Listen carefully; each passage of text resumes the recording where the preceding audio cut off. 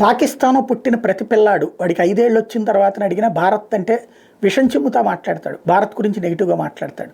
సరే, మన పాఠ్యపుస్తకాలు పాకిస్తాన్ గురించి అట్లా రాయట్లేదు కాబట్టి ఓకే, కానీ అక్కడ పుట్టినప్పటి నుంచి అట్లాగే చెప్తారు. అలాగే పాలస్తీనాలో పుట్టిన ప్రతి ఒక్కడికి కూడా 5 ఏళ్ళోడు కూడా ఇజ్రాయెల్ అంటే కసితో రగిలిపోతుంటాడు. ఏంటంటే వాడు పుట్టినప్పటి నుంచి ఉగ్గుపాలతో అదే నేర్పుతుంటారు. అట్లాగే కమ్యూనిస్టులకి ఆర్ఎస్ఎస్ అన్న హిందుత్వ అన్న నరనరాన ద్వేషం ఉంటుంది. కాస్త పెద్దోళ్ళు అయ్యాక కొంచెం మారారు, కానీ ఇంకా వాళ్ళు అలాంటి విషయాన్ని జనంలో నింపే ప్రయత్నం వాళ్ళ పాఠకులకే చేసుకొస్తున్నారు. అర్థం పర్థం లేనట్టుంది. ప్రజాశక్తి ఒక వార్త రాసుకుని చిలుకూరు ప్రధాన అర్చకుడిపై సంఘ్ పరివార్ దాడట.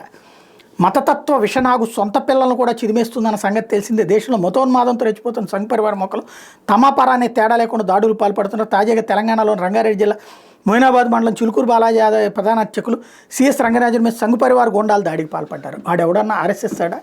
ఆ వీర్రాఘవ రెడ్డి అనేటటువంటిడు ఆడో సంస్థ పెట్టుకుని తిరుగుతున్నాడు. ఆర్ఎస్ఎస్ సంబంధించినటువంటి కార్యకర్త కాదు కదా.